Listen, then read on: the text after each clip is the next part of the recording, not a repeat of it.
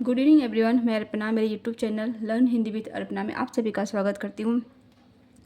मैं आप लोग को हिंदी व्याकरण पढ़ा रही हूँ। आज मैं आप लोग को क्लास 6 का पार्ट नंबर 7 है 7 लिंग, जिसे जेंडर बोलते हैं इंग्लिश में, वो मैं पढ़ाने वाली हूँ। ठीक है, तो आज हम सबसे पहले जानेंगे लिंग की परिभाषा। लिंग क्या है, लिंग के कितने भेद होते हैं। ठीक है, तो सबसे पहले जानेंगे परिभाषा।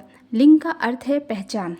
ठीक है, शब्द के जिस रूप से यह पता चले कि वह पुरुष जाति का है या स्त्री जाति का है उसे लिंग कहते हैं। किसे? हाँ, कहते हैं शब्द के जिस रूप से, इस शब्द पे बहुत ध्यान देना है। शब्द के जिस रूप से यह पता चले कि वह पुरुष जाति का है या स्त्री जाति का है उसे लिंग कहते हैं। ठीक है, अब हम पहचान कैसे करेंगे कि यह शब्द पुरुष जाति का है कि स्त्री जाति का। हाँ, तो अभी मैं पढ़ाती हूँ, आगे भी हम पढ़ेंगे तो जानेंगे। ठीक है, सबसे पहले हम जानेंगे लिंग के कितने भेद हैं। लिंग के हिंदी में लिंग के 2 भेद होते हैं। ठीक है, पुल्लिंग और स्त्रीलिंग। पुल्लिंग मीन्स पुरुषलिंग, स्त्रीलिंग आप जानते ही है। हाँ, स्त्रीलिंग पुल्लिंग, हाँ मेल फीमेल होता है ना, मेल पुल्लिंग मेल, स्त्रीलिंग फीमेल। ठीक है, पुल्लिंग जो शब्द पुरुष जाति का बोध कराते हैं उन्हें पुल्लिंग कहते हैं। जैसे अध्यापक, भाई, हाथी, शेर, बंदर, मोर, पेड़ आदि। हाँ, तो ये सब किसके अंतर्गत आते हैं? पुल्लिंग, यानी पुरुष जाति का बोध कराते हैं। ठीक है, फिर दूसरा है स्त्रीलिंग। जो शब्द स्त्री जाति का बोध कराते हैं उन्हें स्त्रीलिंग कहते हैं। जैसे गाय, माँ, चिड़िया, कली, कुर्सी, साड़ी, तितली आदि। क्या है? ये सब जो है स्त्रीलिंग है, स्त्री जाति का बोध कराते हैं। ठीक है, अब हम जानेंगे लिंग की पहचान। हाँ, कैसे पहचानेंगे कि ये स्त्रीलिंग शब्द है, ये पुरुषलिंग शब्द है। हाँ, तो कुछ नित्य पुल्लिंग होते हैं, कुछ शब्द ऐसे होते हैं जो हमेशा पुल्लिंग में ही होते हैं, यानी पुरुषलिंग में ही होते हैं। और कुछ शब्द नित्य स्त्रीलिंग। ठीक है, नित्य मीन्स हमेशा, वो हमेशा स्त्रीलिंग में ही होते हैं। अतः जिनका रूप सदा पुल्लिंग, सदा पुरुषलिंग और सदा स्त्रीलिंग ही रहता है। कुछ शब्द ऐसे होते हैं जो नित्य मीन्स होता है हमेशा, जो हमेशा पुल्लिंग में ही यूज होते हैं। हाँ, चाहे वहाँ स्त्रीलिंग हो चाहे पुल्लिंग, वहाँ पे वो शब्द दोनों के लिए ही यूज होते हैं। हाँ, और कुछ शब्द ऐसे स्त्रीलिंग शब्द होते हैं, वो होते हैं जो हमेशा हर स्थिति में स्त्रीलिंग में ही वो उनका उच्चारण किया जाता है, उनका उपयोग किया जाता है। ठीक है, कैसे किया जाता है वो भी समझेंगे। जैसे हिंदी में कुछ शब्द नित्य पुल्लिंग तथा नित्य स्त्रीलिंग होते हैं। जैसे नित्य पुल्लिंग शब्द देखिए, कछुआ, कछुआ को कछुआ ही बोलेंगे ना। खरगोश, मगरमच्छ, भालू, चीता, उल्लू, तोता, मच्छर। हाँ, ये बोल सकते हैं कछुआ, नर कछुआ, मादा कछुआ, नर खरगोश, मादा खरगोश, ऐसा बोल सकते हैं। लेकिन जैसे कछुआ है, खरगोश, मच्छर, भालू, चीता, उल्लू, तोता, मच्छर, ये है मगरमच्छ।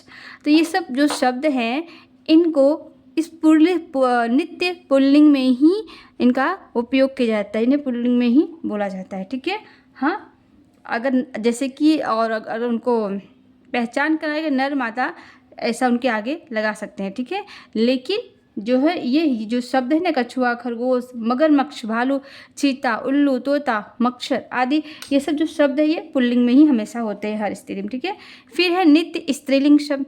नित्य स्त्रीलिंग शब्द देखिए कौन कौन से? कोयल, मक्खी, लोमड़ी, गिलहरी, छिपकली, तितली आदि। अब यहाँ भी नर्मादा लगा के हम बोल सकते हैं। हाँ, लेकिन ये सब जो है हमेशा स्त्रीलिंग में ही रहेंगे।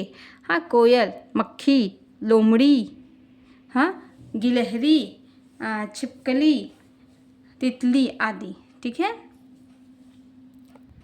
अभी देखिए, अब हम लोग कैसे जानेंगे कि कैसे शब्दों की पहचान करेंगे कि ये पुल्लिंग शब्द है और कैसे स्त्रीलिंग शब्द हैं। तक तो कुछ पुल्लिंग शब्दों की पहचान इस प्रकार से करेंगे। इन वर्गों के नाम प्रायः पुल्लिंग ही होते हैं। हाँ, बहुत सारे नाम होते हैं, लेकिन मैंने भी आप लोग को उदाहरण के माध्यम से पहचाना है, बता रही हूँ तो 5 ही नाम बता रही हूँ, और भी बता देती हूँ, एक्सप्लेन कर देती हूँ, बट लिखा 5 ही है। हाँ, जैसे कि पर्वतों के नाम, तो हिमालय, विंध्याचल। हिमालय, विंध्याचल, आप लोगों ने सुना होगा। तो ये कौन से शब्द है? पुल्लिंग शब्द है। ग्रहों के नाम में सूर्य, चंद्रमा, बुध, शुक्र आदि, और पृथ्वी जो है वो अपवाद में है। ठीक है। देशों के नाम में चीन, जापान, इंग्लैंड, फ्रांस। वृक्षों के नाम में आम, पीपल, नारियल, बरगद आदि, ये सब कौन से शब्द है? पुल्लिंग शब्द है। हाँ, पुरुष जाति के शब्द है जिसे बोलते हैं। फलों के नाम में सेब, संतरा, केला, चीकू आदि, ये सब पुल्लिंग शब्द है। हाँ, इसी तरह बहुत सारे शब्द हैं जो पुल्लिंग शब्दों में आते हैं, जैसे कि अनाज के नाम में हो गया गेहूँ, हो गया बाजरा, हो गया चावल, हो गया मक्का। हाँ, और रत्नों में जैसे कि हीरा, मूंगा, पन्ना, नीलम, पुखराज आदि, ये सब क्या है? पुल्लिंग शब्द हैं। ठीक है। महीनों के नाम है जनवरी, फरवरी, मार्च, बुधवार, पौष, माघ, जेठ, आषाढ़, सोमवार, मंगलवार, ये सब क्या है? महीनों के नाम में पुल्लिंग शब्द है। वर्णमाला में अ, आ, उ, क, म, स आदि, ये सब पुल्लिंग शब्द के अंतर्गत आते हैं। भाववाचक संज्ञा जैसे कि परोपकार, दयालुता, उदारता, लड़कपन, ये सब शब्द जो है पुल्लिंग शब्द में आते हैं। ठीक है।